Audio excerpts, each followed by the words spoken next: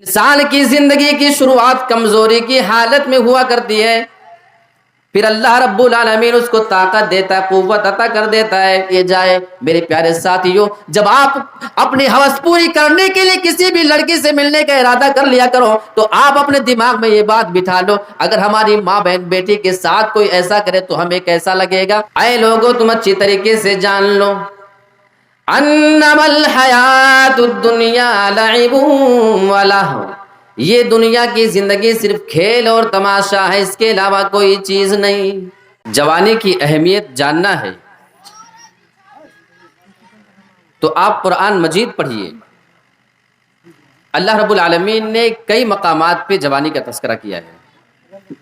اللہ رب العالمین نے بہت سے ایمان لانے والے نوجوانوں کا تذکرہ کیا ہے۔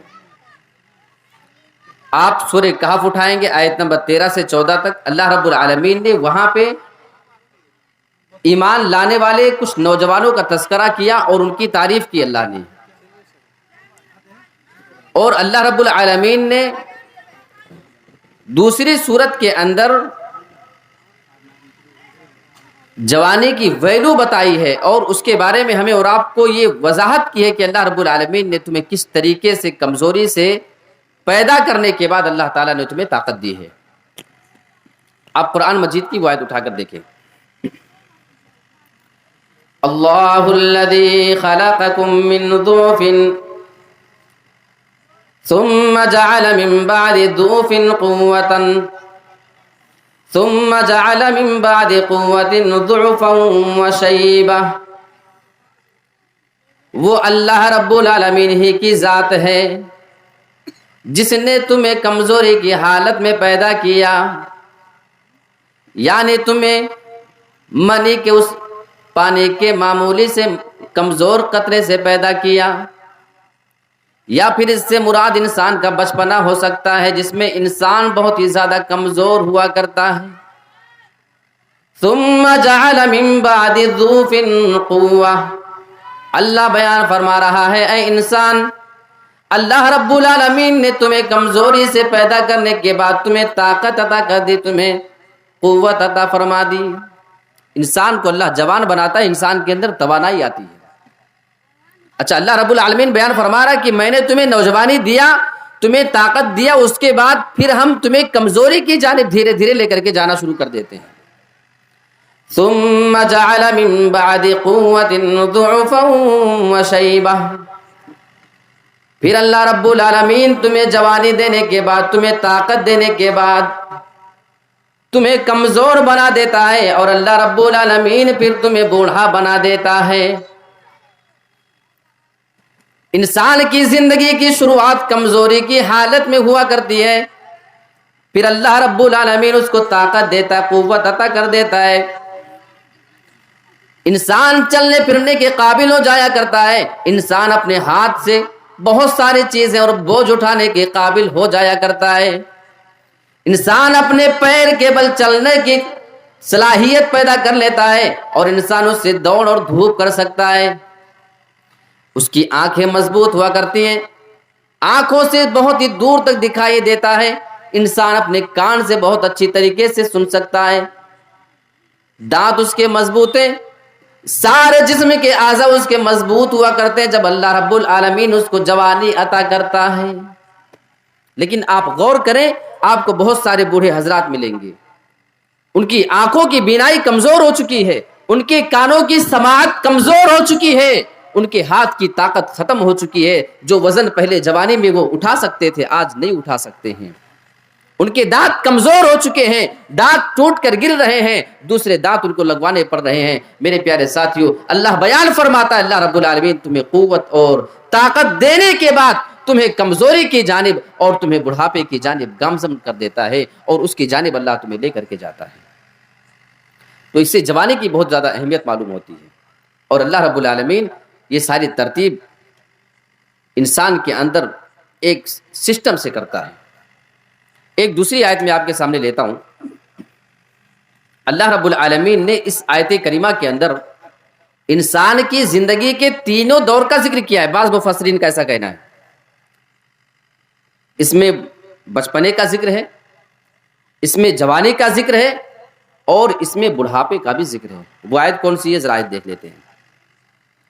اعلموا انما الحیات الدنیا لعب ولہو وزینۃ وتفاخر بینکم وتکاثر فی الاموال والاولاد.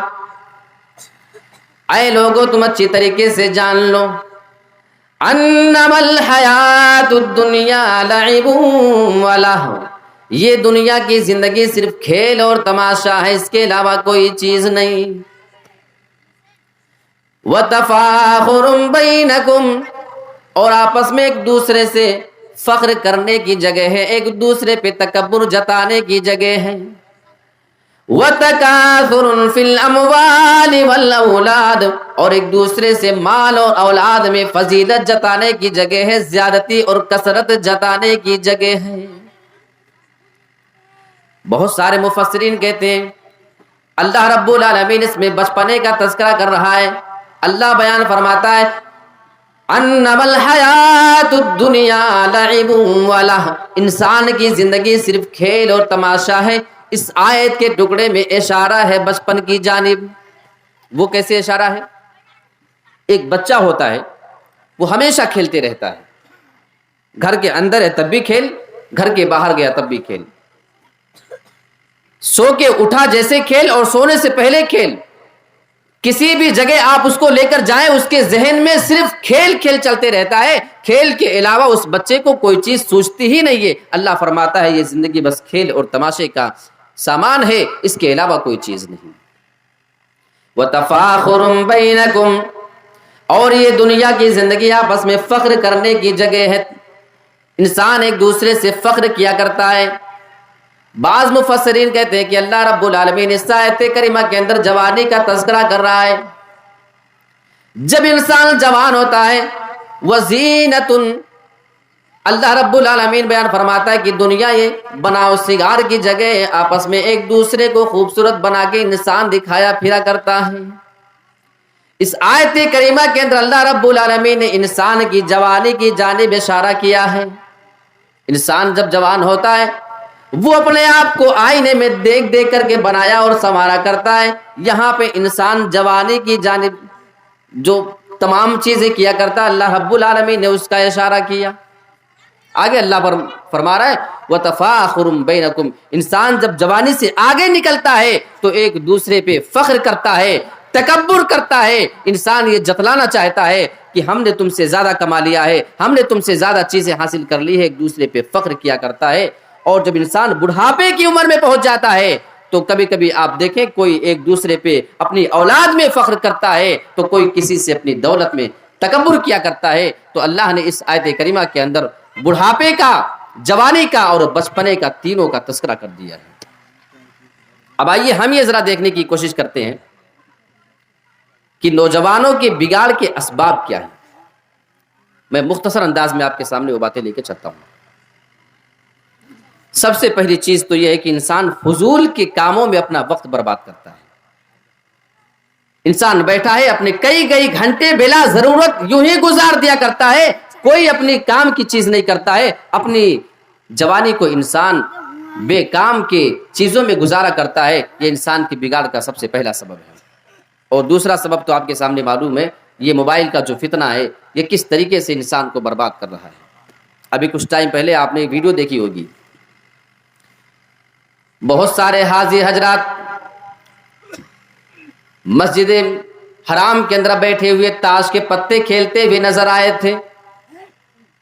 ایک آدمی کو تو یہاں تک دیکھا گیا تھا کہ وہ موبائل میں اپنے بیٹھ کر کے لوڈو کا گیم کھیل رہا تھا. وہ آدمی حجر اسود کے پاس بیٹھا ہوا تھا لیکن وہ موبائل میں اپنے لوڈو کا گیم کھیلنا نہیں بھول رہا ہے. میرے پیارے ساتھیوں، اس سے زیادہ نقصان اور موبائل کا کیا ہو سکتا ہے. بہت سارے بچوں کو دیکھا جاتا ہے کہ اگر آپ انہیں موبائل نہ دیا کریں، ایک دن ان سے موبائل کو دور رکھ لیں، وہ کھانا پینا بند کر دیا کرتے ہیں. وہ اپنی ایسی حالت بنا لیا کرتے ہیں کہ ماں باپ بھی پریشان ہو جایا کرتے ہیں. میرے پیارے ساتھیوں، یہ موبائل کا فتنہ بھی بہت ہی زیادہ خطرناک ہے. تو موبائل کا غلط استعمال یہ انسان کے لیے بہت خطرناک چیز ہے. ایک بڑی اہم بات میں آپ کے سامنے رکھتا ہوں. تیسری چیز، انسان کا اپنے آپ کو فارغ اور خالی رکھنا. بزی نہ رکھنا، ایک دم سے فرصت میں رہنا، بلا کسی کام کی انسان جب اپنے آپ کو رکھتا ہے تو شیطان اس کے پاس آتا ہے، شیطان کو بہکانے کا موقع ملتا ہے۔ لہٰذا یہ مسئلہ یاد رکھیں، والدین کی ذمہ داری ہے، ماں باپ کی یہ ذمہ داری بنتی ہے کہ آپ اپنے بچے کو یا تو کسی دینی کام میں لگا دیں یا کسی دنیاوی کام میں ان کو مصروف کر دیں، انہیں بے وجہ کی چیزیں سوچنے کی اور سمجھنے کی فرصت ہی نہ ملنے پائے۔ اور نوجوان اپنے آپ کو خود بزی کر لیں، جب وہ فری ہوتے ہیں تو شیطان آتا ہے اور ان کے بارے میں تمام طرح کے ان کے دل میں، ان کے دماغ میں خیالات ڈالتا ہے۔ اور ابلیس نے اللہ رب العالمین سے وعدہ لیا ہے، آپ اٹھائیں سورۃ الحجر آیت نمبر 36 سے لے کر 40 تک کی آیتیں آپ پڑھتے چلے جائیں، آپ کو وہاں پہ ابلیس کی بات نظر آئے گی۔ قال رب فانظرنی الی یوم یبعثون قال فإنك من المنذرین الی وقت اليوم المعلوم۔ ابلیس اللہ رب العالمین سے اجازت مانگتا ہے، اے میرے رب تو مجھے جنت سے نکال رہا ہے، تو مجھے دنیا میں بھیج رہا ہے، لیکن اللہ رب العالمین میں تجھ سے مہلت چاہتا ہوں، تو مجھے قیامت کے دن تک مہلت دے دے۔ اللہ رب العالمین جواب دیتا ہے، جا میں نے تجھے قیامت کے دن تک مہلت دے دی۔ یہ مہلت مانگ کر کے کیا لینا چاہتا تھا؟ آگے اس کے الفاظ تو ذرا دیکھو، اس کی سوچ کتنی زیادہ خطرناک ہے۔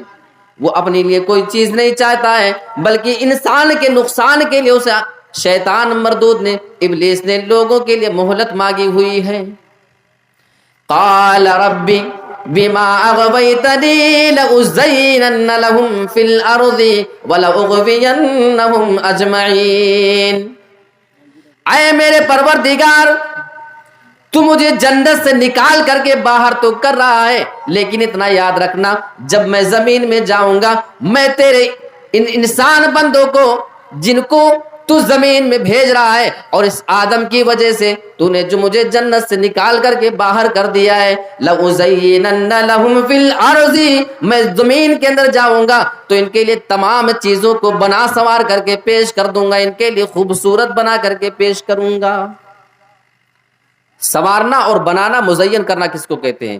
یہ مائک دیکھنے میں زیادہ خوبصورت نہ ہو لیکن اس کی ایسی ڈیزائننگ کر دی جائے کہ دیکھ کے آپ کو بہت ہی دل لبھا معلوم ہونے لگے، یہ ہے اس کو مزین کرنا، اس کو خوبصورت بنا دینا۔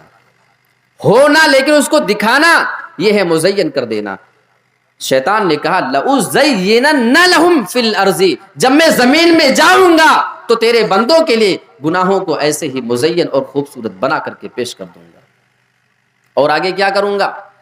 وَلَأُغْوِيَنَّهُمْ أَجْمَعِينَ، اور میں تیرے تمام بندوں کو گمراہ کروں گا، إِلَّا عِبَادَكَ مِنْهُمُ الْمُخْلَصِينَ، مگر تیرے جو مخلص اور خالص بندے، جو تیرے نیک بندے ہوں گے، ان کو میں بہکا نہیں سکتا۔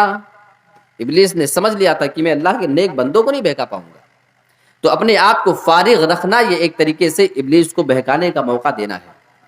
تو نمبر 3 یہ ہو گئی نوجوانوں کے بگاڑ کے لیے۔ اب باتیں چونکہ بہت ساری ہے اور وقت ہے محدود میرے پاس، اس لیے میں ایک اہم چیز کی طرف آتا ہوں۔ انسان کے بگاڑ میں کبھی کبھی برے دوست بہت بڑا سبب بن جاتے ہیں، لہٰذا انسان جب کسی سے دوستی کرے تو بہت سوچ سمجھ کر کے انسان کو دوستی کرنا چاہیے۔ آئیے اللہ کے نبی کی ایک حدیث سناتا ہوں، ابو داؤد کی روایت ہے۔ الرجل على دین خلیلہ فلینظر الی من یخالل۔ اللہ کے نبی جناب محمد رسول اللہ ارشاد فرماتے ہیں، آدمی اپنے دوست کے دین پر ہوتا ہے۔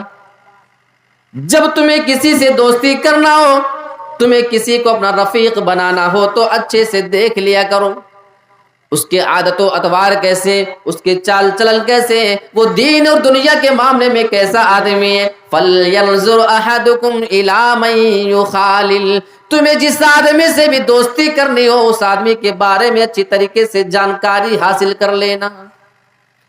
یہ دوستی کوئی راشن کی دکان نہیں ہے کہ گئے اور سامان خرید لیا، بہت سوچ سمجھ کے دوستی کریں۔ اور ایک سلف میں سے کسی بہت بڑے عالم کا یہ قول ہے، الصاحب صاحب، یہ پہلا جو الصاحب ہے یہ سواد کے ساتھ ہے جس کا معنی ہوتا ہے دوست، اور دوسرا صاحب یہ سین کے ساتھ ہے دوست کھینچنے والا ہوتا ہے. الصاحب صاحب، دوست کھینچنے والا ہوتا ہے، یعنی وہ جیسا عمل کر رہا ہوتا ہے اس کی خواہش ہوتی ہے کہ اس کا دوست بھی ویسا ہی عمل کرے. لہٰذا دوست انسان کو اپنی جانب کھینچنے کی کوشش کیا کرتا ہے. بسا اوقات آپ دیکھیں کوئی لڑکا بڑا شریف ہے گاؤں میں، وہ پان گٹکا نہیں کھاتا، وہ تمباکو نہیں کھا رہا ہے، وہ سگریٹ نہیں پیتا ہے، شراب کا عادی نہیں ہے، لیکن کچھ برے دوستوں کی سنگت پڑ جانے کی وجہ سے وہ لڑکا تمباکو کھانے لگتا ہے، گٹکے کا عادی ہو جاتا ہے، سگریٹ اور شراب نوشی میں پڑ جایا کرتا ہے. اثر ہے اس کے برے دوست کا. اور برے دوست کا نقصان کتنا زیادہ ہوتا ہے، میں صرف اشارے میں آپ کے سامنے بات کروں. اللہ کے نبی جناب محمد رسول اللہ کے چچا ابو طالب کا معاملہ آپ کے سامنے ہے. ان کے انتقال کا وقت قریب آ چکا ہے. اللہ کے نبی جناب محمد رسول اللہ اپنے پیارے چچا کے پاس جاتے ہیں. بار بار آپ کلمے کی تلقین کر رہے تھے. اللہ کے نبی کی دعوت کتنی زیادہ اثر انداز ثابت ہوا کرتی تھی یہ سارے آپ لوگ جانتے ہیں. بڑے سے بڑے مشرک، بڑے سے بڑے کافر آپ کی باتوں کو سن کر کے ایمان لا چکے تھے. اللہ کے نبی اپنے چچا کے پاس جاتے ہیں. آپ ان کے کان میں کہتے ہیں اے میرے چچا قل لا الہ الا اللہ، ایک مرتبہ آپ اللہ کی گواہی دے دیں. کلمۃ اشہد لک بہا عند اللہ، یہ ایک کلمہ آپ اپنی زبان سے ادا کریں. اس ایک کلمے کو لے کر میں اللہ رب العالمین سے آپ کے لیے سفارش کر لوں گا، آپ کے لیے گواہی دوں گا. پوری دنیا کا سب سے بڑا مبلغ موجود ہے، سب سے بڑا داعی موجود ہے، اپنی زبان سے بار بار اسلام لانے کی دعوت دے رہا ہے. لیکن وہیں پہ ابو طالب کے دو دوست بھی موجود ہیں، ابو جہل اور عبداللہ بن ابو امیہ. وہاں اللہ کے نبی اسلام کی دعوت دیتے جا رہے تھے اور ان کے دو برے دوست وہیں پہ موجود ہیں، وہ آر دلا رہے تھے اے ابو طالب کیا تم اپنے بھتیجے کے کہنے کی وجہ سے اپنے باپ دادا کے دین کو چھوڑنے کے لیے تیار ہو جاؤ گے؟ بار بار وہ شرم دلا رہے تھے، وہ بار بار ان کو آر دلا رہے تھے. وہاں نبی کلمے کی تلقین اور یہاں برے دوست اسلام کو نہ لانے کی تلقین کیے جا رہے تھے. میرے پیارے ساتھیوں، برے دوستوں کا نقصان کیا ہوتا ہے؟ ابو طالب انتقال کے ٹائم پہ اپنے زبان سے جملہ ادا کر کے مرتے ہیں، میں اپنے باپ دادا کے دین پہ مرتا ہوں، میں محمد رسول اللہ کا دین قبول نہیں کرتا ہوں. انسان کو برے دوستوں کا نقصان کتنا ہو سکتا ہے اس واقعے سے آپ اس کا اندازہ لگا سکتے ہیں. تو برے دوست انسان کی زندگی میں بہت ہی خطرناک رول ادا کرتے ہیں. اچھا، انسان کے بگاڑ کا ایک اہم سبب، اب میں صرف مختصر انداز میں اس کو گنا دیتا ہوں، وقت پر شادی نہیں کرنا. وقت پر شادی نہیں کرنے سے نوجوانوں کے بگاڑ کے بہت سارے راستے کھل جایا کرتے ہیں. وقت پہ شادی کرنے کتنے نوجوانوں کو میں نے دیکھا ہے پہلے بگڑے ہوئے تھے، شادی ہونے کے بعد اچانک سے ان کی روٹین زندگی کی چینج ہو جایا کرتی ہے. لہٰذا اگر بچے بگڑ رہے ہیں تو ان کی شادی وقت پہ کرا دی جائے، انشاءاللہ ان کے رکنے کا ایک راستہ پیدا ہو سکتا ہے. ایک اور چیز، حرام کمائی. حلال کمانے کی اہمیت اور حرام کمائی کا نقصان بہت ہی زیادہ ہے. اللہ رب العالمین نے قرآن مجید کے اندر حلال کمانے کی جانب باقاعدہ آرڈر کیا ہے. آپ اٹھائیں سورہ جمعہ، فَإِذَا قُضِيَتِ الصَّلَاةُ فَانتَشِرُوا فِي الْأَرْضِ وَابْتَغُوا مِن فَضْلِ اللَّهِ، جب نماز ختم ہو جایا کرے تو تم زمین کے اندر پھیل جایا کرو. زمین کے اندر پھیل جانے کے بعد تم اللہ رب العالمین کی دی ہوئی روزی اس کا فضل تلاش کیا کرو. حلال کمانے کی تلقین ہے. اچھا، بہت سارے لوگوں کو حرام کھانے کی عادت ہے. حرام کا نقصان کیا ہو سکتا ہے؟ انسان نوجوان ہے، نوجوانی کی حالت میں حرام کمانے کا جذبہ زیادہ ہوتا ہے. انسان یہی سے شروعات کرتا ہے کہ ہمیں کسی طریقے سے بڑا آدمی بننے کا موقع مل جائے، چاہے اس کے لیے جس راستے تک ہم کو جانا پڑے. میرے پیارے ساتھیوں، اللہ کے نبی کی وہ حدیث مجھے یاد آتی ہے کہ ایک آدمی بہت دور سے اللہ رب العالمین کے پاس اس کے دربار میں دعا مانگنے کے لیے آتا ہے. اس کے بال پراگندہ ہیں، اس کے کپڑے میلے کچیلے ہو چکے ہیں، دور کا سفر کر کے آتا ہے اور اللہ رب العالمین کے پاس آ کر کے دعا کرتا ہے، یا ربی یا ربی، اے میرے پروردگار تو میری یہ دعا قبول کر، اے میرے پروردگار تو میری اس دعا کو قبول کر لے، مجھے یہ چیز عطا کر دے.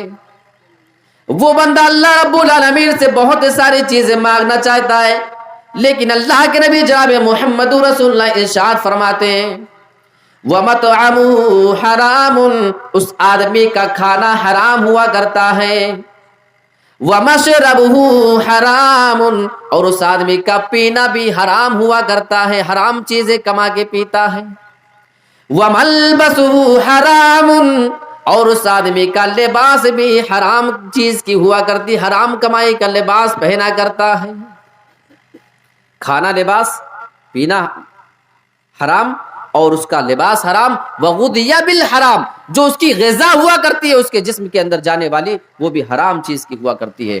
فَأَنَّا يُسْتَجَابُ لِذَلِكَ، اللہ کے نبی بیان فرماتے ہیں ایسا بندہ اللہ رب العالمین کے پاس آتا ہے، دعائیں کرتا ہے، لیکن اللہ رب العالمین نے اس آدمی کی دعا کو قبول کیسے کر سکتا ہے جو حرام کھاتا ہے، حرام پیتا ہے، حرام پہنتا ہے اور اپنے جسم میں وہ غذا بھی حرام کا لے رہا ہوتا ہے۔ اس سے معلوم ہوا کہ حرام کھانے والے اور حرام کی کمائی کرنے والے کی دعا قبول نہیں ہوتی ہے۔ اس سے زیادہ نقصان انسان کو کیا ہو سکتا ہے؟ انسان گناہ کیا معافی مانگ رہا ہے لیکن حرام کی کمائی ہے، نہیں قبول ہوگا۔ انسان اپنی اولاد کے لیے دعا کر رہا ہے، اولاد نہیں مل رہی ہے، وجہ ہو سکتی ہے شاید اس کا معاملہ حرام سے چل رہا ہو۔ میرے پیارے ساتھیوں، آپ کا بیٹا بگڑا ہوا ہے، آپ اس کے ہدایت کے لیے دعا کر رہے ہیں، 10 سال سے قبول نہیں ہو رہی ہے، ہو سکتا ہے آپ کی حرام کمائی کی وجہ سے اللہ رب العالمین آپ کی دعائیں قبول نہیں کر رہا ہو۔ کتنا بڑا اس کا نقصان ہو سکتا ہے۔ اچھا، ایک اور چیز ہے، شرمگاہ کی حفاظت نہیں کرنا۔ یہ نوجوان اس معاملے میں سب سے زیادہ کوتاہ نظر آتے ہیں، بیچارے بہت ہی زیادہ گرفتار ہیں۔ ایک آدمی اللہ کے نبی کے پاس آتا ہے اور آنے کے بعد اس آدمی نے اللہ کے نبی سے زنا کی اجازت مانگ لی، اور یہی آخری بات بتا کے میں ختم کر دوں گا۔ اس آدمی کے الفاظ ذرا دیکھو، اللہ کے نبی کے پاس آ کے کہتا ہے ایذن لی بالزنا، اے اللہ کے نبی آپ مجھے زنا کی اجازت دے دیجئے۔ اللہ کے نبی جناب محمد رسول اللہ نے اس آدمی کو اپنے پاس بلا لیا، آپ نے سوال کر لیا اتحبہ لامک، اے میرے ساتھی کیا تم یہ پسند کرو گے کہ کوئی تمہاری ماں کے ساتھ زنا کرے؟ کہنے لگا اللہ کے نبی بالکل نہیں۔ آپ نے سوال کر لیا اتحبہ لابنتک، کیا تو اپنی بیٹی کے لیے پسند کرتا ہے کوئی تمہارے بیٹی کے ساتھ زنا کرنے جائے، کیا یہ بات تمہیں پسند آئے گی؟ کہنے لگا اللہ کے نبی نہیں۔ اتحبہ لابنتک لاختک، اے میرے پیارے ساتھی اگر کوئی تمہاری بہن کے ساتھ زنا کرے کیا یہ بات تمہیں اچھی لگے گی یا نہیں؟ کہنے لگا اللہ کے نبی نہیں۔ آپ اس کو ایک ایک رشتہ گناتے جا رہے ہیں، آپ اس کو آر دلانا چاہ رہے تھے اتحبہ لعمتک، کیا تو اپنی پھوپھی کے لیے پسند کرے گا؟ کہنے لگا اللہ کے نبی نہیں۔ اتحبہ لخالتک، اے میرے ساتھی یہ بتا اپنی ماں کے لیے بھی نہیں، بیٹی کے لیے نہیں، بہن کے لیے نہیں، پھوپھی کے لیے نہیں، یہ بتا کیا یہ کام تو اپنی خالہ کے لیے پسند کرے گا یا نہیں؟ کہنے لگا اللہ کے نبی لا واللہ، اللہ کے نبی ہرگز نہیں، مجھے یہ کام بالکل پسند نہیں ہوگا۔ اللہ کے نبی کے سمجھانے کا انداز تو ذرا دیکھو۔ اللہ کے نبی بیان فرماتے ہیں جب تو کسی بھی لڑکی کے ساتھ زنا کرنے جائے گا، وہ کسی کی ماں ہوگی، کسی کی بہن، کسی کی بیٹی، کسی کی پھوپھی، کسی کی خالہ ہوگی، پھر اس آدمی کو یہ بات کیسے پسند آئے گی کہ تو اس کے رشتہ دار کے ساتھ زنا کرنے کے لیے جائے؟ میرے پیارے ساتھیوں، جب آپ اپنی ہوس پوری کرنے کے لیے کسی بھی لڑکی سے ملنے کا ارادہ کر لیا کرو تو آپ اپنے دماغ میں یہ بات بٹھا لو اگر ہماری ماں بہن بیٹی کے ساتھ کوئی ایسا کرے تو ہمیں کیسا لگے گا۔ آپ اس کو سمجھا رہے تھے۔ اللہ کے نبی اس آدمی کے سینے پہ اپنا ہاتھ مبارک رکھتے ہیں، اللہ کے نبی دعا فرماتے ہیں اللہم اغفر الذنب، اے اللہ رب العالمین تو اس آدمی کے گناہ کو معاف فرما دے، وطہر قلبہ، اے اللہ اس آدمی کے دل کو پاک و صاف کر دے، اس کے دل کے اندر ایمان اتار دے، وحسن فرجہ، اور اے اللہ تو اس آدمی کی شرمگاہ کی بھی حفاظت فرما لے۔ تو انسان کے بگڑنے کی ایک بہت بڑی وجہ ہوتی ہے کہ شرمگاہ کا غلط استعمال کرتا ہے۔ میں کتنے ایسے نوجوانوں کے بارے میں جانتا ہوں جن کی شادیاں تاخیر سے ہوتی ہیں، وہ گلف کنٹری میں رہنے والے، وہ بہت سے باہری ملکوں میں رہنے والے. آج کل ہوٹلوں کا زمانہ ہے، آج کل وہ کھیت کھلیان کا زمانہ جا چکا ہے. میرے پیارے ساتھیوں، سب معلوم ہے کہ کیا سے کیا ہو رہا ہے، اور ہوٹلوں میں کس طریقے سے 1500 2000 روپیہ دے کر کے انسان گھنٹوں گھنٹوں تک جسم سے کھیل سکتا ہے. یہ تمام چیزیں آپ جانتے ہیں. خدا را اپنے بچوں کی شادیوں میں آپ جلدی کرائیں اور شادیوں میں تاخیر بالکل نہ ہونے دیں. یہ چیز آپ کے بچے کو بگڑنے کے لیے کافی ہو سکتی ہے. اللہ رب العالمین سے ہم دعا کرتے ہیں کہ پروردگار نوجوانوں کے تئیں ہمیں فکر مند ہونے کی توفیق عطا فرما، اور نوجوانوں کی اصلاح کے لیے جو کام ہم کر سکتے ہیں اس پر تو ہمیں غور و فکر کر کے اس کو آگے بڑھانے اور نوجوانوں کی اصلاح کرنے کی توفیق عطا فرما. آمین. وآخر دعوانا ان الحمد للہ رب العالمین. والسلام علیکم ورحمۃ اللہ وبرکاتہ.